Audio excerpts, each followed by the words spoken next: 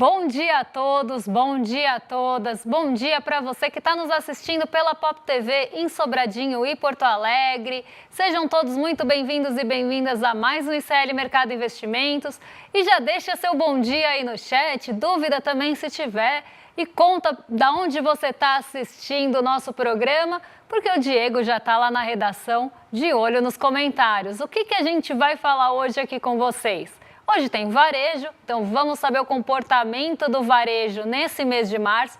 Eu sempre falo nesse mês de março porque eu estou falando de IBGE e IBGE tem defasagem na divulgação dos dados. Então a gente está falando aqui todas as pesquisas do mês de março. Temos também China. Finalmente eu vou conseguir cumprir essa dívida com vocês? Talvez, espero que sim, porque eu não quero entrar na inadimplência e nos gráficos que eu sempre coloco aqui. Mas tem também o fechamento da Bolsa, a gente vai passar pelos principais assuntos do dia. E antes de tudo isso, como sempre, a gente vai falar de agenda. Vamos ver o que já saiu, o que tem para sair aí no dia de hoje. Adianto que a agenda de hoje está recheada de balanços novamente. Então vamos lá, vamos para a agenda, porque antes da abertura já foi conhecido o resultado do Walmart e às 3 horas da manhã saiu tanto a produção industrial como o PIB do primeiro trimestre, leitura preliminar, primeira leitura no Reino Unido. Então, 2 indicadores importantes no Reino Unido. Em seguida, também foi conhecido na zona do euro o PIB e a produção industrial. Então, os 2 indicadores importantes também já divulgados na zona do euro.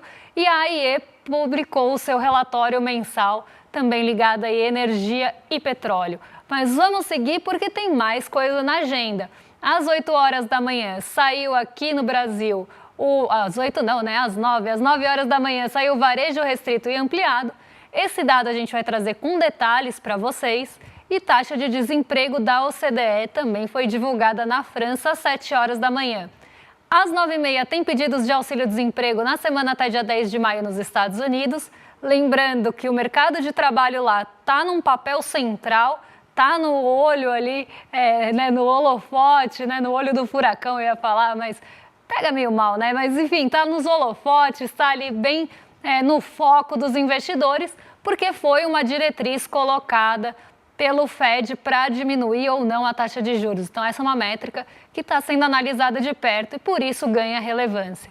Departamento do Trabalho lá nos Estados Unidos também divulgou às 9h30 índice de preços ao produtor, o famoso PPI, e seu núcleo. Então aqui preços ao produtor já foram conhecidos por lá e também as vendas no varejo de abril. Então Estados Unidos hoje tomando uma boa parte da agenda com divulgações, não são nem dirigentes do Fed, mas dados econômicos que estão saindo por lá.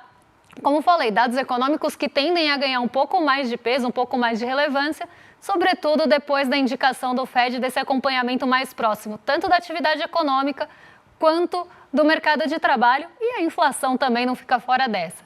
Mas vamos seguir aí pela agenda porque tem mais coisa. A agenda hoje tem 5 páginas, gente, então vou tentar até ser rápida aqui para não tomar muito tempo do programa. Tem índice de atividade industrial do Empire State nos Estados Unidos, uma medição do Fed de Nova York, já a medição de maio, e o presidente do Fed, aí sim, falei que não estava, mas está na agenda, né? Até aquele momento não estava. Mas Jerome Powell hoje fala numa conferência durante a manhã, né? Então ele já está falando. E se tiver algum ponto importante da fala do Powell, ou que é algo que mexa com os mercados, eu trago para vocês. Produção industrial de abril às 10h15 e índice das construtoras, de confiança, na verdade, das construtoras agorinha, às 11 horas da manhã. A segunda parte da agenda, ela tem alguns indicadores, mas o que ela mais tem é balanço. Então vamos para essa segunda parte já, para passar aqui rapidinho. Michael Barr fala hoje também, então o diretor do Fed fala hoje às 15 horas e tem decisão de política monetária no México. Já à noite, né, até por conta do fuso horário, no Japão também vai ser conhecido o PIB do primeiro trimestre, medição preliminar, e aí sim começam os balanços. Quem divulga balanço hoje depois do fechamento no Brasil? Banco do Brasil, BR Foods, e tem mais gente, tem Cosan, tem CPFL, tem Cyrela e tem Marfrig. Então aí balanços também importantes, balanços de empresas grandes na nossa bolsa que devem também ficar nesse radar mais corporativo. Mas hoje quem rouba, né, a cena aqui no Brasil é o varejo e daqui a pouco a gente vai falar dele, porque antes eu vou dar bom dia para o Diego, que já está lá na redação. Bom dia, Diego, como é que você está nessa manhã? Temos fechamento, mas parece que ontem teve uma escorregada no Ibovespa, né? Conta pra gente. Pois é, Débora. Bom dia para você, bom dia para toda a nossa audiência. Muitos bons dias hoje, gostei. Bom dia para nossa telespectadora fiel, diretamente da Serra Catarinense, que acredito que esteja congelante. Então, por favor, se agasalhe direitinho. Bom dia para o Guilherme Alan, um abraço para você, meu querido, um beijo no seu coração. Bom dia para o meu xará, Diego Berton, falando de Boston, Massachusetts, nos Estados Unidos. Bom dia para Yara Nunes, do Distrito Federal. Bom dia para Vilma, lá de Porto Alegre, no Rio Grande do Sul. Enfim, bom dia. Para o Ricardo, corintiano fiel, aqui também dando um bom dia para a gente. Enfim, bom dia para todo mundo. Prazer estar aqui com vocês. Quinta-feira, reta final de semana, mas eu preciso de vários finais de semana seguidos. Isto é, eu preciso de férias. Dito isso, vamos para o nosso fechamento de mercado dia de ontem. Depois de um dia de muita alegria e máximas históricas, o principal índice da B3 encerrou o dia de ontem no negativo. O Ibovespa fechou a quarta-feira com uma baixa de 0,39%, aos 422,84 pontos, uma perda de 540,27 pontos. Perdão, gente. Com isso, o dólar subiu, dessa vez com uma alta de 0,43%, batendo na casa dos R$ 5,63. Os nossos pesos pesados, bem, eles acabaram pesando no desempenho da Bolsa no dia de ontem. As ações da Petrobras caíram 0,68%, acompanhando a queda do preço do petróleo internacional. E os papéis da Vale também fecharam com baixa, no caso de 0,27%.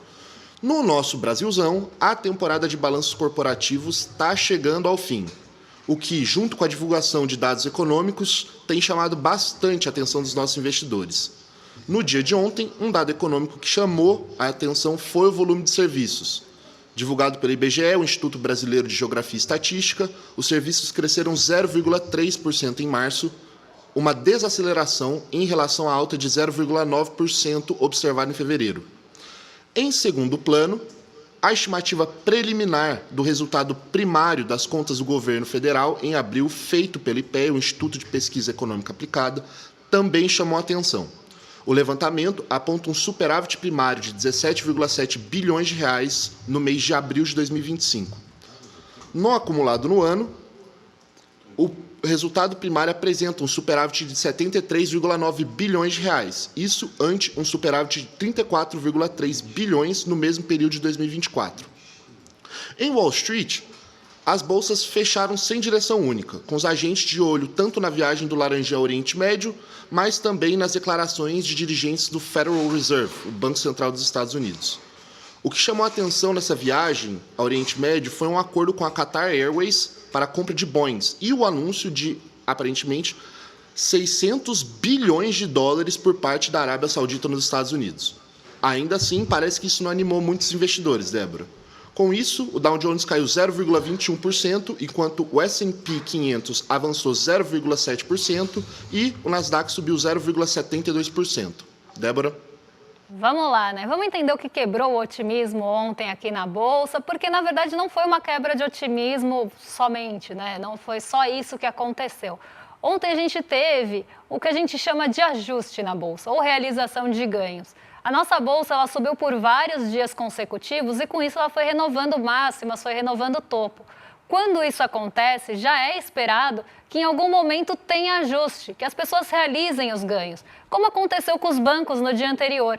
Então, chega em um determinado patamar, que a gente chama de teto, os investidores vão olhar para aquele patamar e falar, bom, será que eu seguro mais um pouco? Ou será que eu vendo agora e realizo o que eu ganhei nesse período?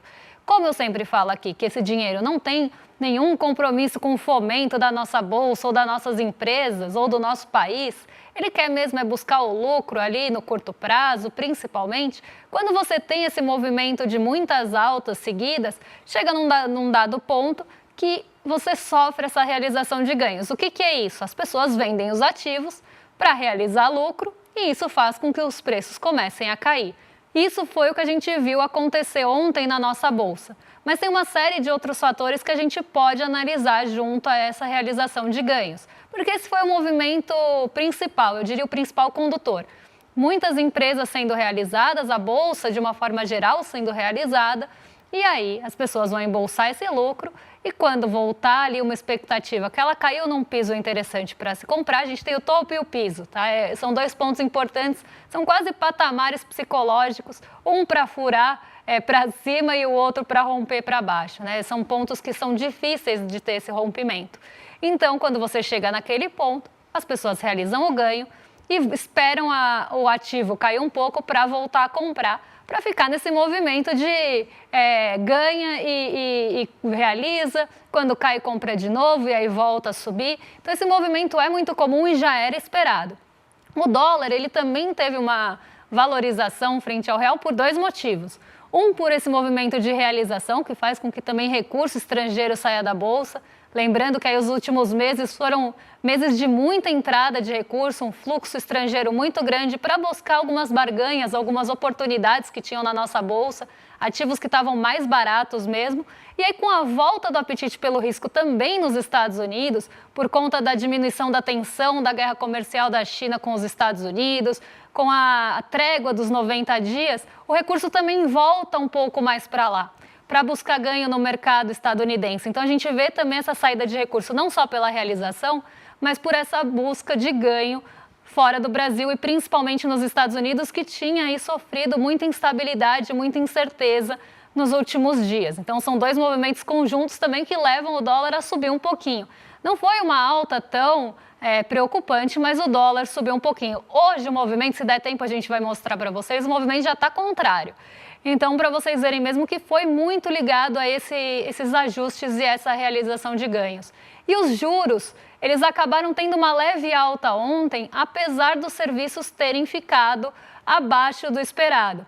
E hoje o varejo, a gente vai ver daqui a pouco, eu nem vou dar spoiler, vou chamar daqui a pouco o Diego para contar disso. Mas hoje o mercado estava esperando os dados de varejo. Por quê? Os dados de indústria, varejo e também aí dos serviços mostram como é que está a nossa atividade econômica. Será que ela está aquecida? O que fez com que esses dados subissem?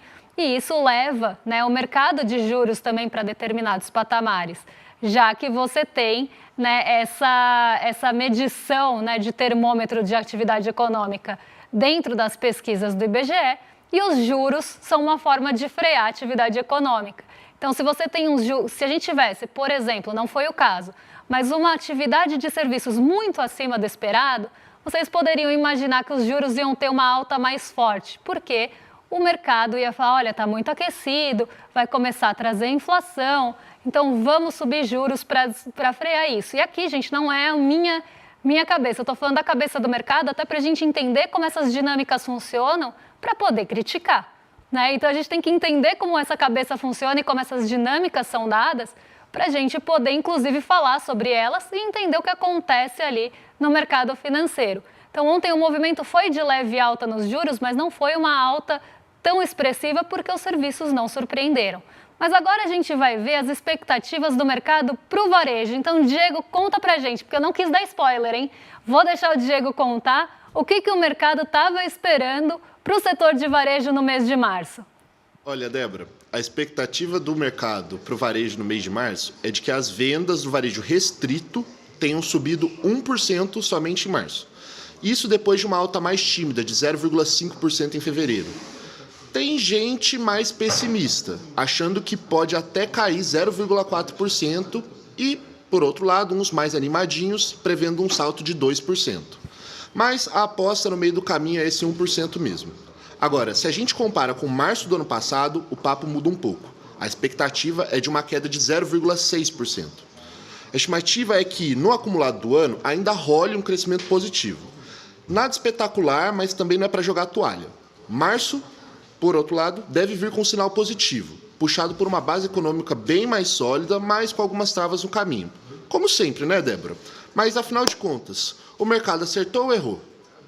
O mercado errou de novo, mas errou por pouco novamente. Não foi um erro tão grotesco, mas errou e errou para cima. De novo, o mercado estava projetando um movimento mais forte no varejo, principalmente no varejo restrito, e esse movimento não aconteceu na magnitude que se esperava. O varejo cresceu sim, mas cresceu menos de 1%, que era a expectativa da média. O crescimento foi de 0,8% em março, atingiu o maior patamar da série aqui, esse ponto é importante, mas a gente começa a ter também alguns pontos de atenção. Mas o movimento ele foi bem diferente do que a gente viu acontecer no mês de fevereiro, porque o mês de fevereiro ele tinha sido um pouco mais concentrado. O movimento de fevereiro ele tinha ficado concentrado em algumas atividades específicas que levaram o varejo para cima. Esse mês ele teve mais ali intercâmbio, um pouco mais de troca entre as atividades varejistas ou atividades comerciais. Né? Foi um pouco mais interseccional, então não foi uma coisa tão concentrada, foi mais difusa. E isso é importante até para ver onde o brasileiro está gastando, onde foi o maior volume de compras. E eu vou trazer para vocês, mas a maioria das atividades comerciais no mês de março subiram. Então não foi concentrado como no mês passado e tiveram recuperações que têm muito a ver com o calendário. Assim como nos serviços, o varejo também respondeu um pouco ali a calendário. Então vamos ver primeiro qual foi o comportamento do varejo aqui, pensando na variação mensal, na variação acumulada. De fevereiro para março, né? Não de março para fevereiro, pelo amor de Deus, de fevereiro para março, a gente teve a alta de 0,8%, como já contei para vocês, essa é a variação mensal, e o varejo ampliado, que considera algumas outras atividades, como construção, peças, veículos, subiu 1,9%. A expectativa do mercado era de 2,1% aqui. Então, os dois performaram abaixo da expectativa do mercado, mas tiveram alta em relação ao mês passado. Março, em relação a março de 2024, aí a coisa complica um pouco, porque o mês de março desse ano foi pior do que o mês de março do ano passado. Então, vocês já podem imaginar que o acumulado em 12 meses desacelerou, já que a gente trocou um mês de março que tinha tido uma alta maior por um mês de março que teve uma alta menor. A variação do varejo restrito foi 1% menor, né? Teve uma variação de 1% de queda em relação a março do ano passado, e o varejo ampliado uma queda de 1,2% em relação a março do ano passado.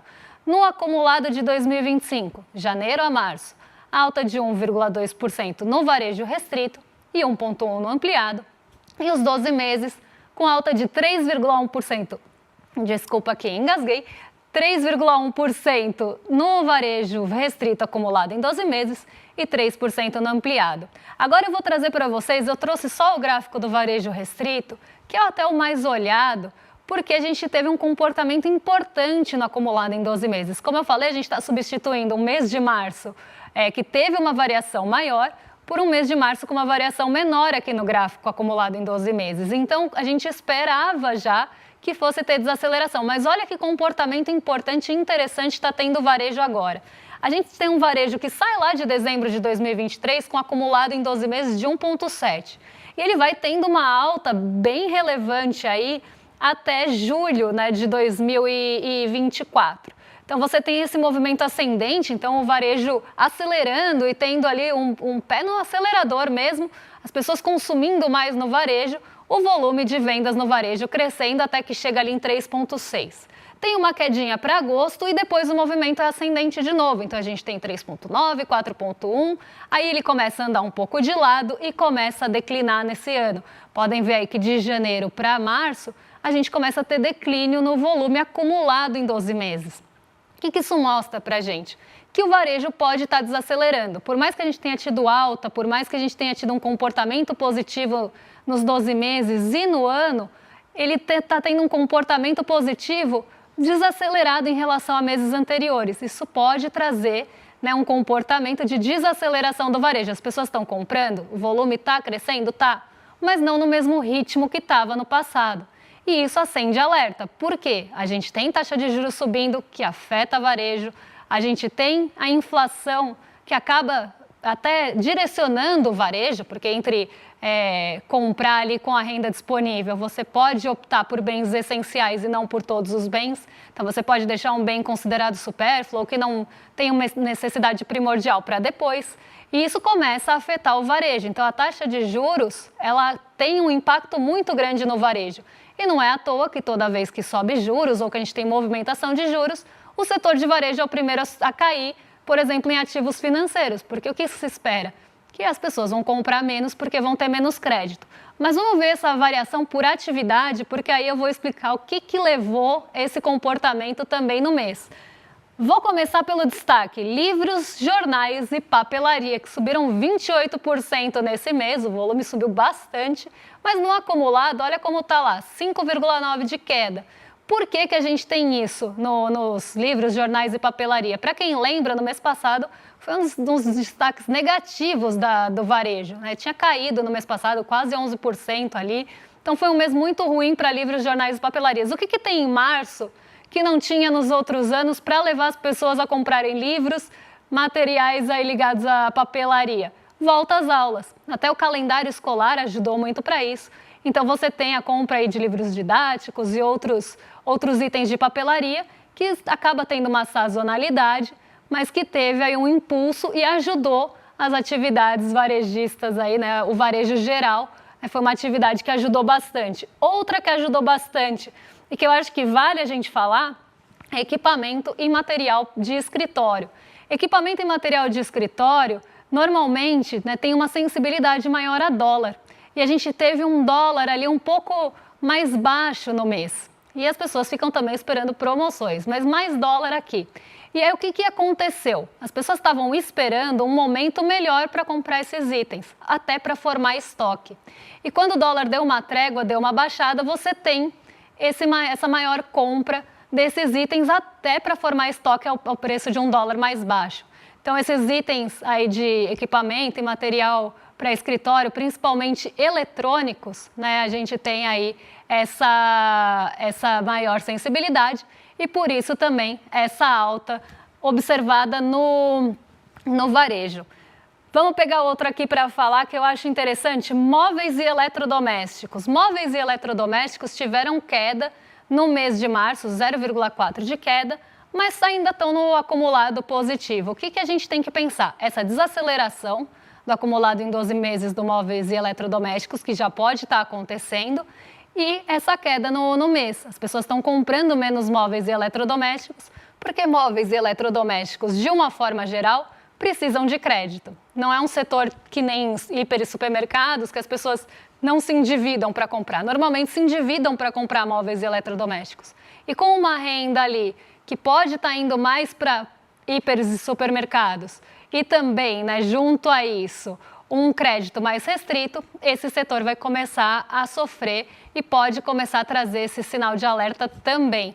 No varejo ampliado, que subiu 1,9% aqui, a gente tem os veículos, motos e partes com alta de 1,7%. Esse dado até traz surpresa, porque também é um mercado mais sensível, um ramo mais sensível a crédito. E outro ponto que eu queria trazer aqui é hiper e supermercados que tinham tido queda e agora voltam a recuperar. Lembrando que esses hiper e supermercados normalmente são menos cíclicos. Eles são menos afetados por ciclos econômicos do que, por exemplo, móveis e eletrodomésticos. Então aqui, apesar da gente ter tido, né, um comportamento um pouco mais difuso mesmo, com vários setores subindo e não tão concentrado como no mês passado, tem alguns pontos que chamam a atenção até pelo fator mais sazonal, pelo calendário que mudou ali do ano passado para esse, principalmente em relação a calendário escolar e também a feriados, a outros pontos que ajudaram os serviços também, como por exemplo o carnaval ter caído em março, isso traz, né, alguma sazonalidade também, alguns gastos ali mais concentrados no mês, mas a gente não pode esquecer que a renda disponível da população também ajudou nesse comportamento, porque foi liberado o saque de FGTS e a gente teve também ajuste do mínimo no começo do ano. Isso também traz um fôlego ali para o varejo, já que as pessoas vão ter um pouco mais de renda para gastar com alguns itens e podem gastar nos serviços e acabar comprando alguma coisinha. O que preocupa é o momento que a gente começa a ter que escolher, né? Ou porque a inflação está consumindo e corroendo muito a renda, ou por qualquer outro motivo ligado à desaceleração econômica, seja massa salarial, desemprego, que o brasileiro entre naquela situação de ter que escolher entre cortar o cabelo e comprar uma blusinha, entendeu? Então eu ia falar brusinha e aí saiu blusinha, saiu certo. Olha que coisa, mas vamos lá. Né? A gente começa a ter essa escolha. Não é o momento ainda, mas a gente já começa a ver alguns sinais da desaceleração, principalmente no crédito restritivo, aparecer aqui na pesquisa há alguns meses. Não é de hoje que a gente vê essa desaceleração acontecendo. Então temos que ficar de olho. Mas, Diego, conta pra gente. A gente tem uns minutinhos finais. Vamos falar de China? Vamos aproveitar esses últimos minutos para cumprir a promessa para a nossa audiência, porque eu não quero ficar devendo para vocês. Então, vamos falar do encontro, dessa negociação aí entre o Brasil e a China. Vamos sim, Débora. Antes, eu lembro que antes da gente entrar no programa, eu até comentei com você, né, que eu acho que o Laranjinha lá de cima ficou com inveja do nosso presidente e decidiu fazer uma viagem para anunciar investimentos no país dele. Curiosa coincidência, né? Mas vamos lá. Bom, durante sua visita à China, o presidente Luiz Inácio Lula da Silva anunciou aproximadamente 27 bilhões de reais em novos investimentos chineses no Brasil.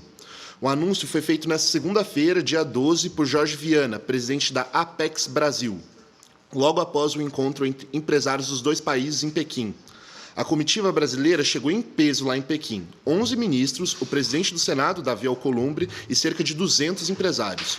O objetivo é bem claro: estreitar ainda mais os laços econômicos e diplomáticos com o gigante asiático. Antes de chegar à China, o Lula também passou pela Rússia, onde ele se reuniu com Vladimir Putin e defendeu um cessar-fogo imediato na Ucrânia. Durante o Fórum Empresarial, já em Pequim, o Lula ressaltou a ascensão da China como investidor direto no Brasil. Em apenas 10 anos, o país saltou da 14ª para a 5ª posição no ranking de maiores parceiros comerciais.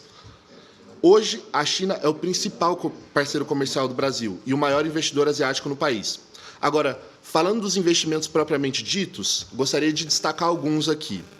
Entre os novos aportes anunciados estão os investimentos da montadora GWM, as fábricas de semicondutores da Lonces, nesse caso em São Paulo e em Manaus, a chegada da rede fast food Mitsue, a estreia do app de delivery Kita.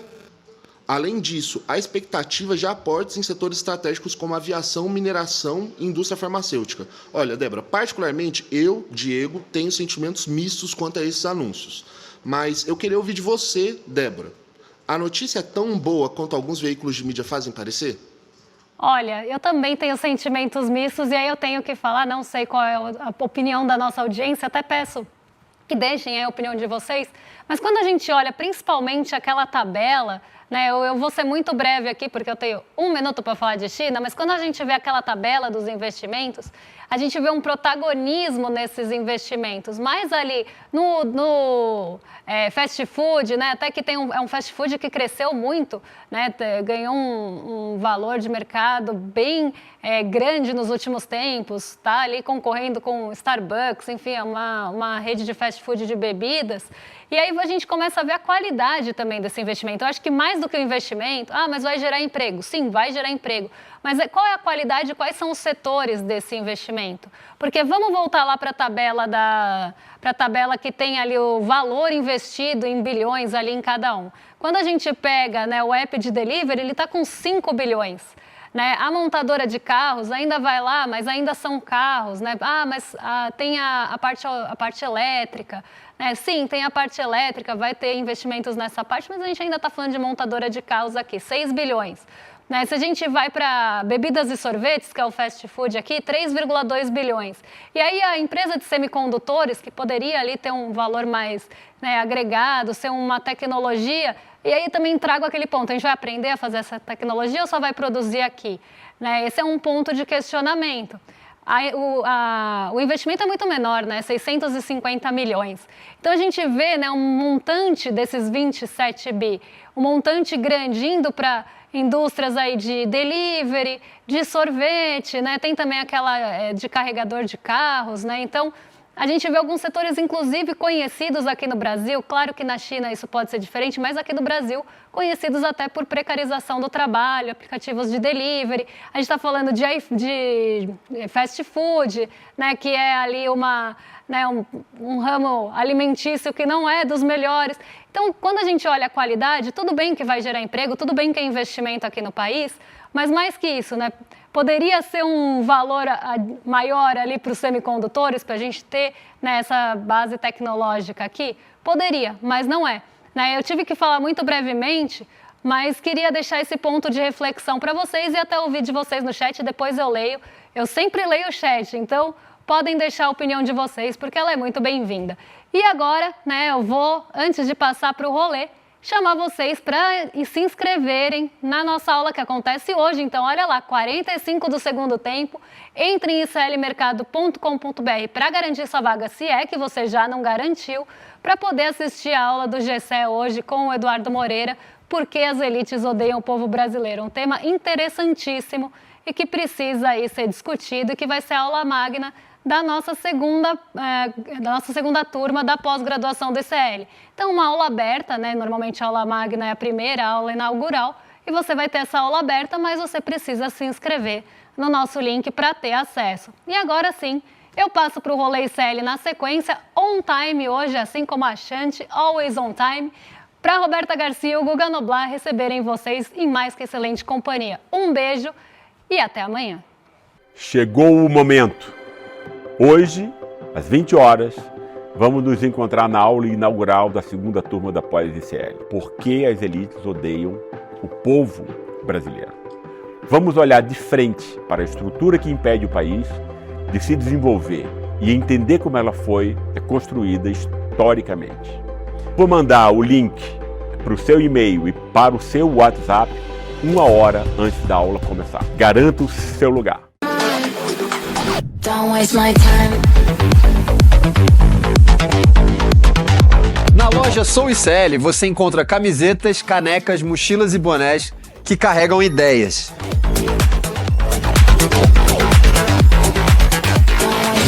Produtos com propósito para quem acredita em justiça, consciência e transformação.